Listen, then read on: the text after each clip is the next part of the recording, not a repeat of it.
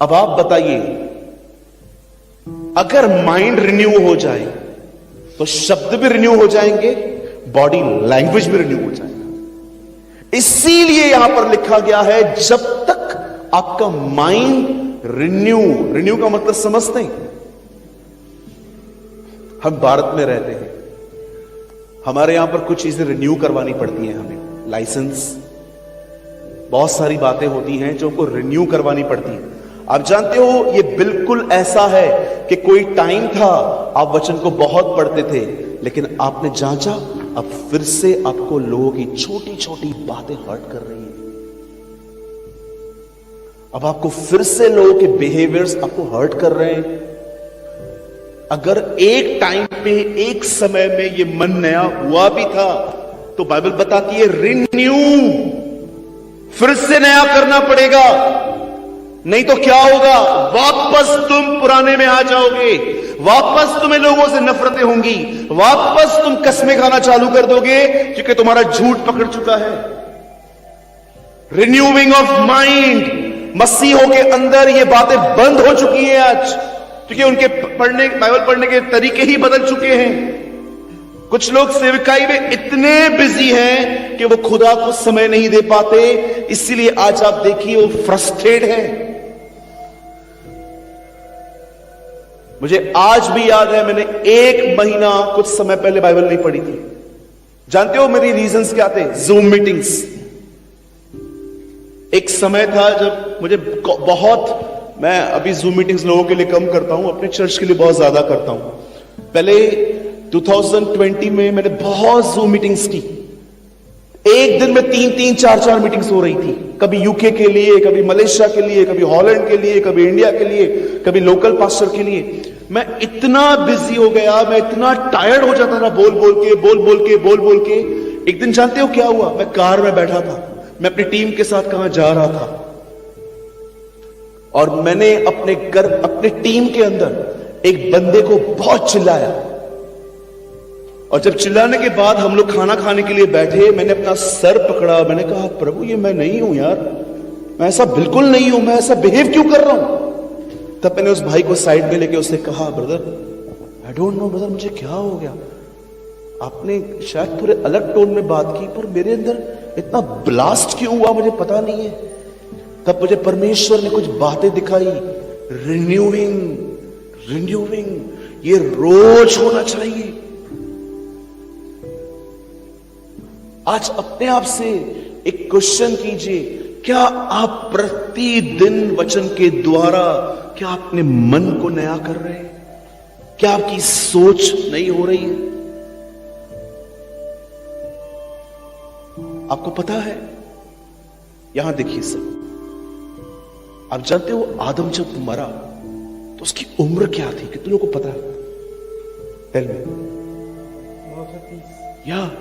930 साल। आप समझते हो, अगर 300 सालों में भी आप उससे मिलते और आप उसको कहते यार 300 साल कहते, हाँ अभी यंग हूं मैं, अभी तो बहुत बड़ी जिंदगी है मेरी। अच्छा, आप जानते हो बाइबल का सबसे ज्यादा जीने वाला व्यक्ति कौन है? His name is मातुशैला। आप जानते हो वो हनोक का बेटा था। 976 या 969, दोनों में से एक एज है उसकी, आई थिंक 969 है। आप जानते हो इब्राहिम कितने साल जी? 175। आप जानते हो लेमेक कितने साल जिया? क्या आपको ये पता है हमारे अर्ली फादर्स कितनी लंबी जिंदगी जी के गए? 800 साल, 900 साल, 500 साल तो उन दोनों में नॉर्मल चीज थी। हनोक 365 साल प्रभु के साथ चला, 300 साल 65 साल में खुदावन से मिला वो। अब आप मुझे बताइए, यहां देखिए कितनी उम्र बची है आज। काजू बादाम खाओ तो 70, नहीं तो 40-50 में आदमी खत्म हो जाता। मैंने कोविड सेकेंड वेव में जवानों को जाते हुए देखा, मात्र 28-30 साल के लड़के, उन्हें लंग्स में कोविड घुसा, खत्म, 14 दिन में आदमी खत्म। मैं एक से मिलने गया, 20 लीटर का सिलेंडर लटका हुआ था उसके पास में, और फिर भी वो उसका 1 सेकंड के लिए मास्क मेरे सामने निकालता गया। आप जानते हो वो ब्रीथिंग ऐसे ले रहा था, खींच रहा था। मैंने उसको बोला, नो, उसका मास्क लगा दो यार, मुझे डर लग रहा है। वो ऐसे ऐसे लंग्स है ना, लंग्स ऐसे खींच रहे थे। 28 साल का लड़का। क्या हो रहा है आपको पता है? क्यों लोगों की मेंटल कंडीशंस ऐसी हो गई हैं? डिप्रेशन, परेशान, दिमाग का चलना, पता नहीं जो कर रहा हूं रिजल्ट आएगी कि नहीं आएगी, शक, अविश्वास। जानते हो रीजन क्या है? माइंड रिन्यू नहीं हुआ है। खुदा बदल चुका है, उनका मन वही है। अगर आप मुझे सच में मुझे फॉलो करते हो ना यूट्यूब पे, कहां पर भी, तो मैं आपको एक बात कहना चाहता हूं। मैं नाश्ता चाय बाद में लेता हूं, मैं सबसे पहले वर्ड कंज्यूम करता हूं। मैं हर दिन, आज इतनी ठंड में भी, मैं जब मॉर्निंग में उठा मुझे उठने को नहीं हो रहा था। मैं कल रात को 3 बजे सोया क्योंकि मुझे बहुत काम था। 7 बजे मैं उठा। 7 बजे उठने के बाद मैंने अपना बाइबल ओपन किया, ब्रश करके मैंने अपना बाइबल ओपन किया। मैंने देखा, मुझे एक बार मैं ऊँगने लगा। अब 7 बजे मैं किसको कॉल करूं भाई, मुझे चाय कॉफी दे दो, क्योंकि वो बोल के गए थे रेस्टोरेंट भी मॉर्निंग में ओपन हो। जानते मैंने क्या किया? ठंडे पानी से नहा लिया। और जब मैंने ठंडे पानी से नहा लिया, प्रभु, मेरे पूरे हाथ पैर, मेरे दांत मस्त मिल रहे थे आपस में, गेम खेल रहे थे अंदर, कि मेरी नींद चली गई। उसके बाद मैंने वर्ड रीड किया। मैं पतरस के बारे में पढ़ रहा था, कैसे वो यीशु का पीछा कर रहा था। उसने अपने स्वामी को देखा था, वो तूफानों में सोता था। जब वो जेल में गया तो बिल्कुल अपने स्वामी की तरह वो सोया। आई वॉज रीडिंग, यार कितना एग्जैक्ट पतरस बन चुका था यीशु की तरह।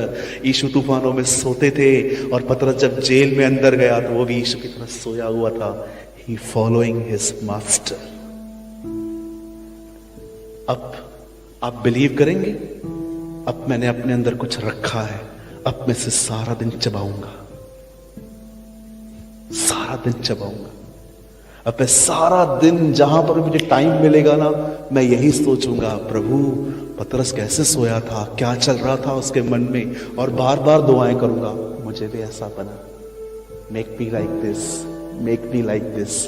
This is a renewal of mind. It is important. लेकिन अब मैंने अपने माइंड को ना कोई गैप ही नहीं दी।